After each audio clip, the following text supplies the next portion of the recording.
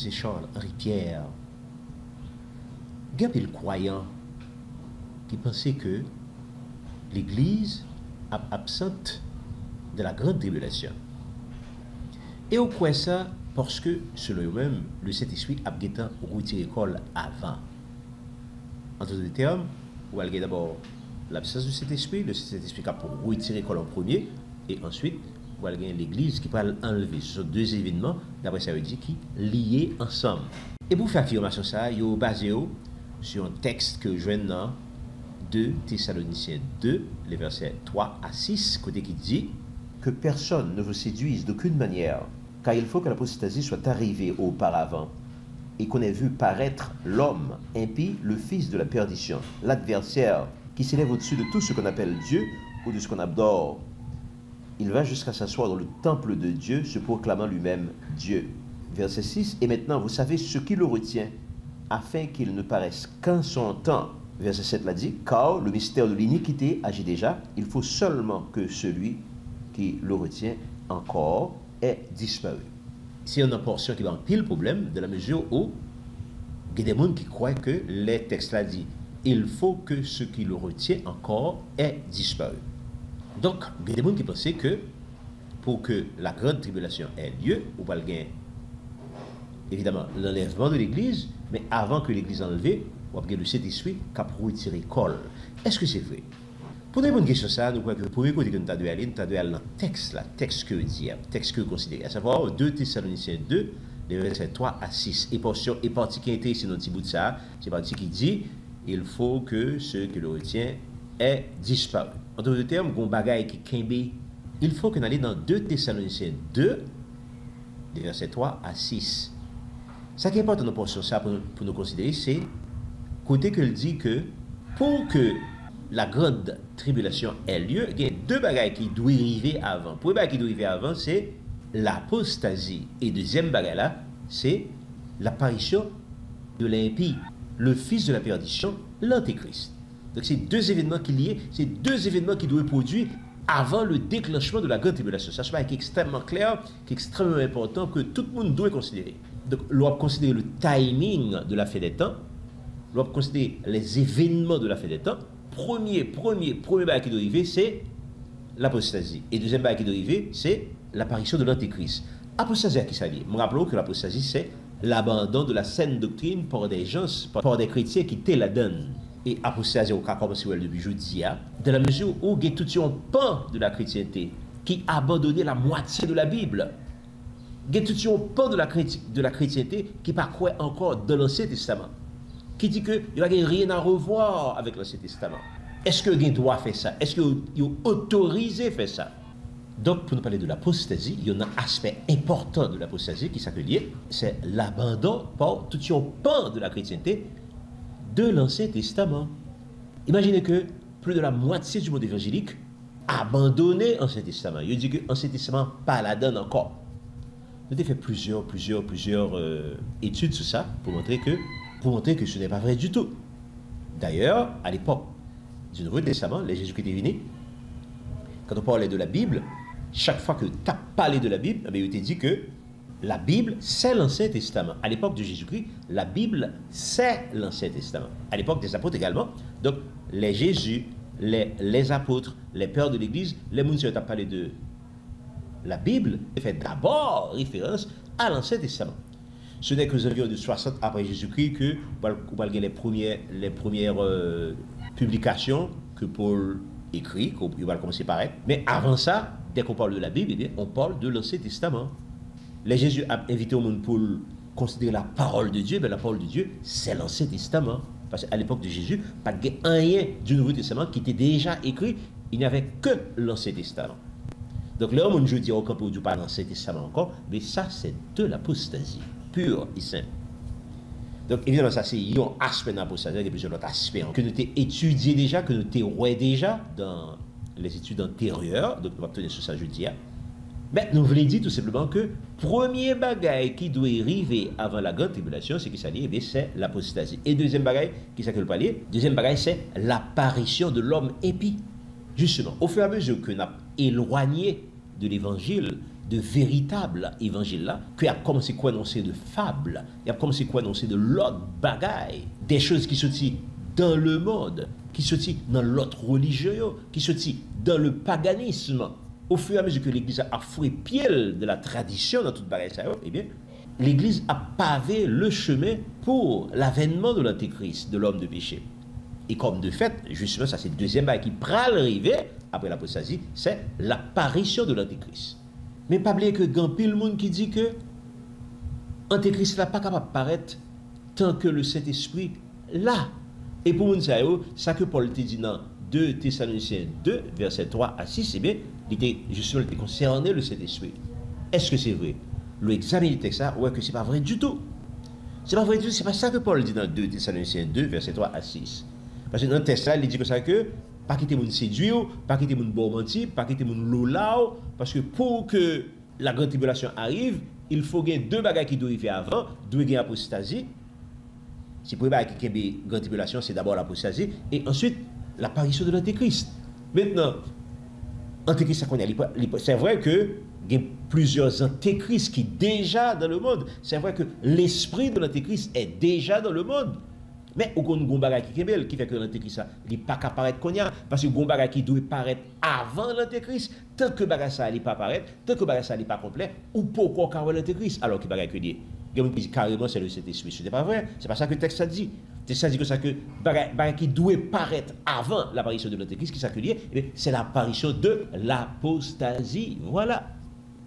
Donc ceux qui le retiennent, il faut que ceux qui le retiennent aient disparu. Donc qui ça qui Kimbel qui fait que qui fait que le pourquoi apparaître, c'est l'apostasie. Et puis d'ailleurs, il y a des gens qui ne doivent pas d'accord avec ça que nous disons, mais si vous pas d'accord, que dit la Bible? C'est la Bible qui a confirmé ou bien c'est la Bible qui a infirmé un bagage que l'on dit?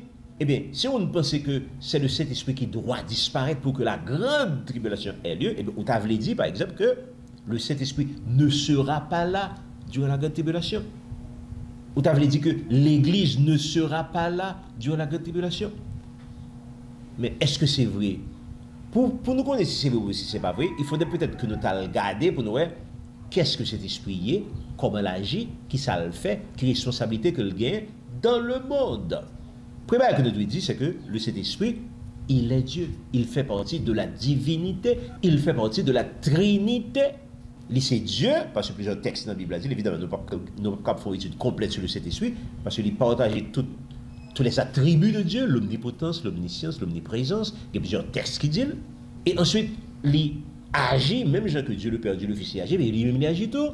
Le Saint-Esprit, il était là à la création du monde. J'ai Genèse 1:1 qui dit, au commencement, Dieu créa le ciel et la terre. Au commencement, Elohim. Elohim, c'est le pluriel de El.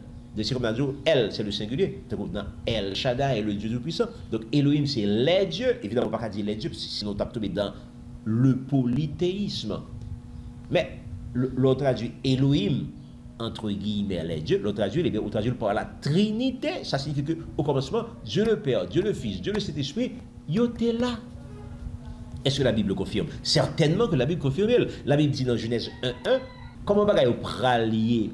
Eh bien, nous jouons un texte ça précisément dans 2 Thessaloniciens 2 qui dit que pour que les événements de la fin des temps, puisque ils arrivent, puisque ils manifestent, il y a deux bagailles qui sont importantes pour qu'ils arrivent avant. Le premier bagaille, c'est l'apostasie générale, c'est-à-dire l'abandon de la foi. Et comme de fait, nous commençons à ça jeudi, nous commençons à l'apostasie, non seulement au niveau des églises évangéliques, non seulement au niveau des églises évangéliques, où on a abandonné la Bible, la parole de Dieu, mais où que de la culture, où il y a un paquet de bagailles qui est de la tradition païenne, qui envahit le monde, qui envahit la culture, et qui même arrive au niveau de l'église.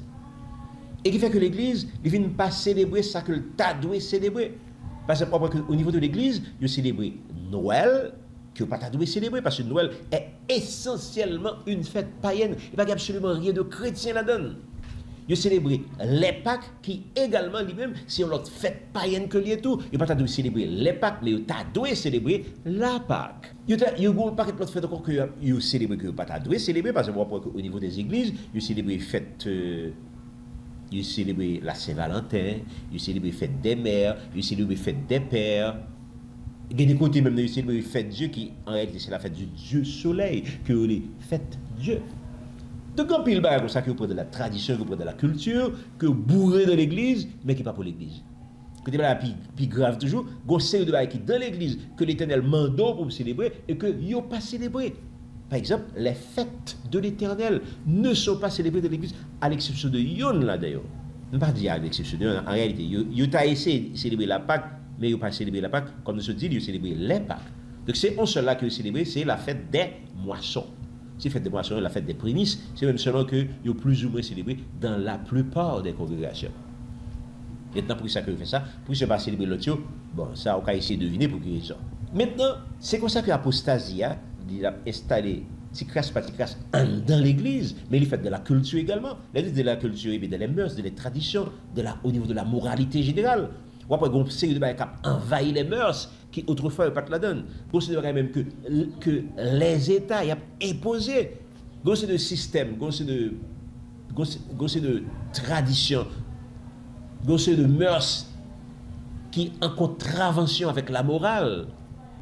Mais que je dis, qu'il a imposé de force, qu'il a imposé par la législation. Exemple, le mariage homosexuel, les transgenres. Donc, pile bagarre fait jeudi, c'est l'abandon de la foi. Donc, l'abandon de la foi, il n'est pas manifesté seulement dans l'église, mais il est manifesté dans la culture, il est manifesté dans les mœurs, il est manifesté au niveau de la moralité générale, qui prend pile coup. Maintenant, c'est au fur et à mesure qu'on enfonce dans l'apostasie, bien qu'on y a, c'est ainsi que le chemin est pavé en vue de l'avènement de l'Antéchrist. Maintenant, les apostasies nous finissent foncer la donne, eh bien, l'Antéchrist, l'impie, le fils de la perdition, l'homme du péché, il pral paraître. Évidemment, qui côté que l'Antéchrist pral paraître? Nous dit que il pral paraître d'abord dans Apocalypse chapitre 13. C'est-à-dire la bête qui sort de la mer. Il ne faut pas oublier que quand la Bible parle de bête, la bête fait référence à un roi ou à un royaume. Donc bête signifie que un roi qui va apparaître, un royaume qui va le former. Donc ça fait référence à l'impie, à l'homme du péché. Donc c'est au fur et à mesure, je ne se dis là, que apostasie a fait, que moralité a diminué, que immoralité a envahi, mais c'est comme ça que l'impie, il pral paraître. C'est pas l'Apocalypse seulement qui était fait allusion à ça, évidemment. Loi est dans Daniel chapitre 7, verset 17, ou bien encore verset 20, 21, 22, 23, 24, zone ça. Eh bien, là également, on parle que quatrième animal là, c'est lui-même qui parle former un royaume. Il y a des icônes, parle qui parle plus qui parle pas là-dedans. En d'autres termes, depuis Daniel, vous voyez que la bête et le faux prophète qui parle pareil. Donc Daniel a fait allusion à ça. Daniel 7 a fait allusion à ça.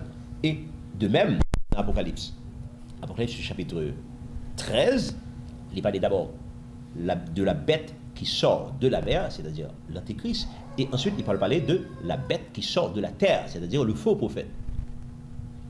Maintenant, quelles conséquences que ça va gagner pour l'Église? Eh bien, Daniel a prévoir conséquences. Daniel a dit qu'il va persécuter les saints, il va parler avec, il va des paroles de blasphème qui va suite dans la bouche, il va persécuter les saints, il va persécuter l'Église, il va tuer les gens, il va pile dégâts qu'il va faire au niveau des croyants. Daniel a prévoir, même mouvement pour Apocalypse, la police a prévoir tout, il va persécuter les saints. Écoutez bien, il va persécuter les saints, il va persécuter l'Église. Même mouvement dit tout au niveau de Apocalypse chapitre 13. Apocalypse va dire en plus, il va dire que il lui a été donné le pouvoir de faire la guerre aux saints et de les vaincre. C'est extrêmement important pour nos sujets. Et bien c'est ça fait que je dis, il y a des horreurs que nous commençons à jeudi. Dans pile côté, nous voyons que ils mettent dans la prison avec un pile facilité, ils tuent avec un pile facilité. Il y a même entré dans l'église, ils prennent grab, ils prennent l'église, et puis finir à la veille, ils faire toutes sortes de choses. Eh bien, comment ça fait? Est-ce que c'est parce que c'est perdu puissance? Non, mais c'est une forme d'antéchrist. C'est un aspect de l'antéchrist qui est comme ça développé sous yeux nous là. On est en train de faire la guerre au sein. On est en train de prendre des mesures qui pas bon du tout pour l'évangile. Et là, pour mesure ça, c'est pas qu'à respecter, pas qu'à dire que pas d'accord. Parce que pas oublier que l'Antéchrist leur fera la guerre et les vaincra. Donc c'est la situation que nous avons jeudi, c'est une situation ça que nous avons jeudi. Donc l'Antéchrist fait la guerre au sein, ensuite l'Antéchrist les persécute, l'Antéchrist les massacre, les tue. Et qui côté dans la Bible que nous jouons une preuve, que nous avons preuve que l'Antéchrist, que les tuer les saints. Avant que nous répondions sur ça, pas oublier que pour tuer les saints, pour tuer un monde qui saint, c'est tuer un monde qui a le Saint-Esprit dans lui-même. Qu'est-ce qu'un saint? Un saint, c'est un monde qui a l'Esprit de Dieu en lui-même. C'est lui-même qui est petit de bon Dieu. La Bible dit dans Galate que c'est le monde qui a l'Esprit de Dieu, c'est eux-mêmes qui ont les fils de Dieu. C'est eux-mêmes qui ont les serviteurs de Dieu. C'est eux-mêmes qui ont les élus. C'est eux-mêmes qui ont les saints. C'est eux-mêmes qui sanctifiés. C'est eux-mêmes qui justifiés. Donc, au niveau de l'Apocalypse, moun sa yo, justement, catégorie ça, qui justifie, qui sanctifie, qui se serviteur de Dieu, qui est l'Esprit de Dieu dans eux-mêmes, c'est à eux-mêmes que l'Antéchrist va faire la guerre. Déjà, il était déjà prévu dans Apocalypse 12. Vous savez, la femme, Israël et le dragon, dans Apocalypse 12, 17, le texte a été dit, et le dragon fut irrité contre la femme. Et il s'en alla faire la guerre au reste de sa postérité. Il faut pas oublier que la femme, c'est la postérité bénie de Dieu. Donc, quand on parle de la femme, on parle en réalité de l'Église. Donc, voilà le dragon qui est en train de faire la guerre à l'Église des sauvés, évidemment. Donc, et le dragon fut irrité contre la femme, et il s'en alla faire la guerre au reste de sa postérité. Ça, c'est Apocalypse 12. Et dans Apocalypse 13, nous voyons que l'Antéchrist qu'on y a, il va faire la guerre également à la postérité bénie de Dieu. Le dragon, c'est Satan, c'est Lucifer. Mais l'Antéchrist, c'est l'homme du péché qui est rempli de toute la puissance de Satan. C'est sur la différence entre l'Antéchrist et le dragon. L'Antéchrist, c'est l'homme qui est rempli de toute la puissance que Satan balaye. Ça, c'est l'Antéchrist. Maintenant, le dragon, tout simplement, c'est Satan, c'est Lucifer. Donc, au niveau de l'Apocalypse 13, l'Église est là. Au niveau de l'Apocalypse 13, le Saint-Esprit est là. Pourquoi ça qu'on dit le Saint-Esprit est là? Mais c'est parce que le Saint-Esprit est là, justement, qui fait que, il y a des mondes que Satan a senti que t'a mangé tout cru. Satan pas contre manger tout cru, monde qui ne pas, il fait ça, il avec, il est content, ouais, il passe maintenant tête. Mais monde qui pas pour lui, il pas veut, il déteste, il fait la guerre à moun sa yo. Donc, s'il fait la guerre, Apocalypse 13, à un certain nombre de monde, c'est parce que justement, il n'y a pas 1 000, c'est ennemi. Donc, on qui ennemi Satan, c'est parce que les amis, bon Dieu, qui fait que l'ennemi Satan. Et c'est parce que justement, les ennemis Satan, que Satan peut faire la guerre. Et bon Dieu, baille Satan, bon Dieu, baille l'Antéchrist, pouvoir pour les bataille ça yo. Et qui côté que nous parlons de ça, par exemple, dans Apocalypse 20. Dans Apocalypse 20, le verset 4, regarde ce que la Bible dit. Et je vis des trônes, et à ceux qui s'y assirent fut donné le pouvoir de juger. Et je vis les âmes de ceux qui avaient été décapités à cause du témoignage de Jésus et à cause de la parole de Dieu. Et de ceux qui n'avaient pas adoré la bête ni son image et qui n'avaient pas reçu la marque sur leur front ni sur leurs mains, ils revinrent à la vie et ils régnèrent avec Christ pendant 1000 ans. Il y a un certain nombre de points là que je vais souligner pour vous. Texte dit, et je vis les âmes de ceux qui avaient été décapités à cause du témoignage de Jésus et à cause de la parole de Dieu. Donc, un premier groupe de monde, un premier groupe de saints, c'est-à-dire de petits bon Dieu, de serviteurs de Dieu, que Antéchrist là, il était décapité. Pourquoi est-ce que le décapité? À cause du témoignage de Jésus et à cause de la parole de Dieu. Donc, chaque fois que nous avons témoigné pour Christ, eh bien, ça fait que Antéchrist a envie de manger tout cru. Il tué. Maintenant, côté cet esprit-là, ne pas oublier que Acte 1, 8 te dit, vous recevrez une puissance, le Saint-Esprit survenant sur vous, et vous serez mes témoins. Voilà. Donc c'est mon cerveau qui est rempli du Saint-Esprit, qui a témoigné pour Christ. Et c'est mon cerveau justement que Antéchrist-là, il va le tuer, il va le massacrer. Et c'est non mon cerveau qui, comme c'est fait depuis Apocalypse 13, que nous pouvons joindre au niveau de Apocalypse 20. Et au niveau de Apocalypse 20, nous pas seulement nom, moun, qui était décapité à cause du témoignage de Jésus, à cause de la parole de Dieu. Mais au niveau de Apocalypse 20, dans le ciel là, nous avons également nom moun qui était refusé adorer la bête, qui t'a refusé recevoir la marque de la bête.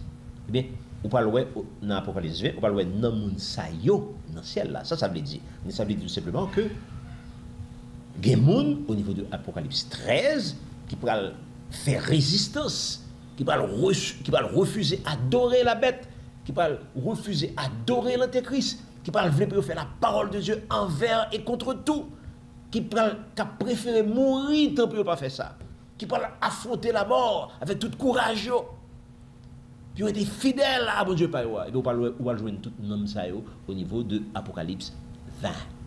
On va jouer tout nom ça, on va jouer dans le ciel là. Qui ça apprend nous? Mais ça apprend nous que justement au niveau de l'Apocalypse 13, le Saint-Esprit est tellement là parce que c'est cet esprit qui faut fidèle, c'est cet esprit qui faut témoigner pour Dieu. Je ne te dis tout à l'heure, pas oublier que Apocalypse 1:8, c'est ça que le dit, vous recevrez une puissance, le Saint-Esprit survenant sur vous et vous serez mes témoins. Et moun c'est précisément au niveau de l'Apocalypse 13 qui a témoigné pour Dieu, et bien ce sont des gens qui remplissent du Saint-Esprit. Voilà. Donc, moun qui dit que le Saint-Esprit n'est pas là au niveau de l'Apocalypse, et bien il a trompé énormément. Et c'est pas seulement au niveau de l'Apocalypse 13 que nous voyons l'action du Saint-Esprit, qui en fait a conforté les saints, les serviteurs de Dieu. Là, dans le chapitre 17, par exemple, nous allons l'action de la grande prostituée.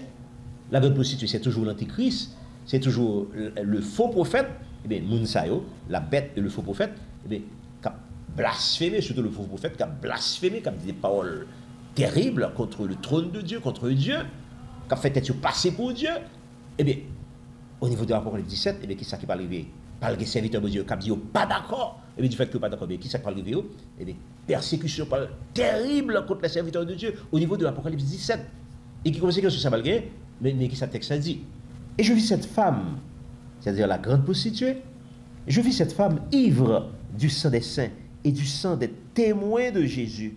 Et en la voyant, je fus saisi de grand étonnement. Voilà donc, au niveau de l'Apocalypse 17, la femme prostituée, la grande prostituée, qui ivre du sang des saints, qui ivre du sang des serviteurs de Jésus. Question, est-ce qu'il est possible pour un monde saint, est-ce qu'il est possible pour un monde, pour son serviteur agréé de Jésus, que Jésus aimait, sans que ou pas le Saint-Esprit dans la vie?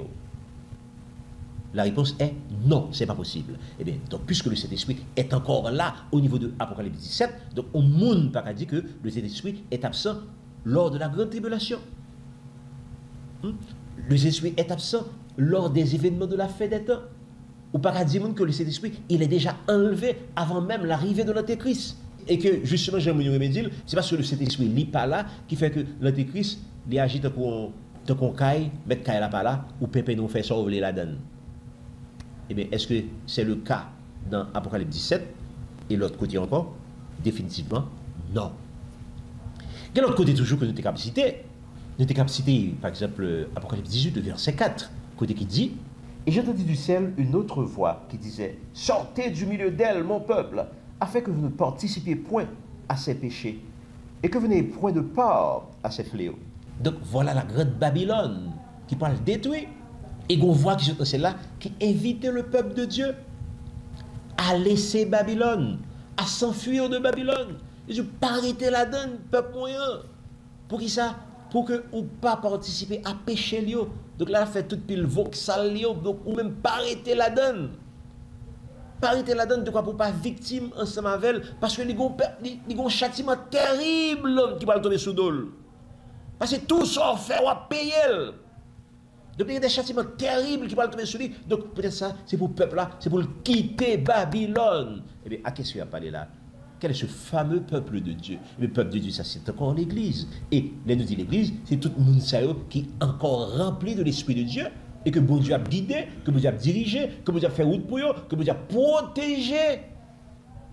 Et que bon Dieu, avant que le puisse frapper Babylone, les inviter le peuple là pour quitter Babylone, pour ne pas continuer à habiter dans Babylone. C'est pour mettre corps dehors. Ça, c'est Apocalypse 18. Donc, ce qui signifie que au niveau de Apocalypse 18, le peuple de Dieu est encore là. Le Saint-Esprit est encore présent. Et dernière allusion directe à l'Église, au niveau de l'Apocalypse, nous joignons, non? Apocalypse chapitre 19, le verset 10. Côté que l'apôtre Jean, il finit recevoir révélation, eh bien, qui ça que le peut faire? Il peut tomber au pied de l'ange, il peut le sortir pour l'adorer. Il va dire non, non, non, non, non, pas faire ça. Je suis ton compagnon de service et celui de tes frères. Voilà. Donc voilà Jean, il finit recevoir une révélation terrible, ça. En fin de révélation, il va tomber au pied de l'ange pour l'adorer et l'ange va le stopper, il va dire non, non, non, non, non, pas faire ça. Il identifie tête, il dit je suis ton compagnon de service et celui de tes frères qui ont le témoignage de Jésus. Donc, pas oublier que les anges, ce sont des serviteurs que Dieu a suscités pour servir Dieu et pour servir les saints. Donc voilà. Donc ce qui signifie que au niveau de Apocalypse 19, le verset 10, il y a encore des serviteurs de Dieu qui vivent jusqu'à la fin. Et ceci est tellement vrai que dans fin Apocalypse, bon pas même dans fin Apocalypse 19 là, dans rien Apocalypse 19 là, texte ça dit soudain parut un cheval blanc, celui que le moteur s'appelle fidèle et véritable. Et bien justement, ça c'est la venue formelle de Jésus. Quand ça va passer, Jésus va venir, monter sur un cheval blanc, il va venir accompagner toutes des myriades de myriades. J'ai que Enoch te prévoit là, pas vrai? Ensuite, qui ça va passer encore? Eh bien, c'est de détails que Jean pas là, parce que je t'ai fait un détail tout l'autre barrière. Qui ça Jean Paul dit? Jean Paul dit pour ça que les Jésus fin descendre qu'on y a, la dernière étape là, il parle fin descendre net, eh bien, il parle saisir, il parle mettre pied sur terre. Vous remarquez que là, le papa parle de les Thessaloniciens 4,16, côté qui dit les morts en Christ ressuscitent premièrement, puis nous les vivants qui sont restés, nous irons à la rencontre du Seigneur dans les airs. Donc, détail ça, qui est en fin de fête déjà. Maintenant, les toutes bas ça pour faire c'est la fin de fête. Et bien, qu'on y a maintenant Christ et les siens, ni ça qui est mort déjà, ni ça qui fait monter à la journée, mais ils sont tous ensemble, ils vont le tourner sur la terre. Maintenant, les fin arriver sur la terre, qu'on y a premier bail, il va le faire, il va saisir la bête. Il va saisir la bête. Il va le fermer de l'abîme pour 1000 ans, ce sera le règne millénaire. Et au terme du règne millénaire, il va lâcher lui. La bête, il va encore faire des tentatives pour séduire les habitants de la terre. Et bien, c'est tout exemple ça qui montrait, d'une part, que l'Église sera présente lors des événements de la fin des temps, qui montrait également que non seulement l'Église sera présente, mais le Saint-Esprit, il sera là. Bel et bien là. Donc, au monde, pas besoin de dire que le Saint-Esprit sera absent. On n'a pas besoin de dire que le Saint-Esprit sera, en fait, on ne parle pas de l'enlèvement du Saint-Esprit. D'ailleurs, c'est presque un non-sens. Parce que pas oublier que le Saint-Esprit, il est Dieu. Pas oublier que Dieu est omniprésent, omniscient et omnipotent. Donc, n'a pas côté que l'Ipaïe, n'a pas côté que le baguet pouvoir. Il a pouvoir de tous côtés. Donc, dire que le Saint-Esprit sera absent lors des événements de la fin des temps, donc là, c'est une véritable ineptie. Donc, finalement, il est important pour les chrétiens reconnaître que les événements de la fin des temps ont déjà commencé il a déjà commencé jeudi, parce qu'on ne peut pas être droit la capacité de le monde jeudi, évidemment. Nous ne pouvons pas nous parler de tout ça qu'on y a. Il a fait l'objet d'une présentation. Donc, il est important que le peuple de Dieu, l'Église de Jésus-Christ, connaît que il peut traverser les temps de la fin. Il peut traverser tout moment difficile qu'il peut gagner. Il est important pour nous armer de courage, pour nous armer de force, pour nous armer de sagesse, pour que nous puissions traverser moments avec sans que pas gagner des casses, sans que nous pas décourager, sans que nous pas tomber dans toutes sortes d'afflictions, pas vrai, qui est capable d'impacter sur foi nous. Comme Dieu capable nous force ça, que capable nous courage ça, que capable nous sagesse ça qui est vraiment nécessaire pour nous être vivants, pour nous être vigoureux jusqu'à la fin des temps. Et c'est ça qui va permettre que lorsque le va étonner, nous sommes encore fidèles, nous sommes encore persévérants. Et c'est ça qui va nous permettre de nous joindre toute bénédiction, toute récompense que l'équité pour le peuple a pour visiter. Que bon Dieu bénisse nous.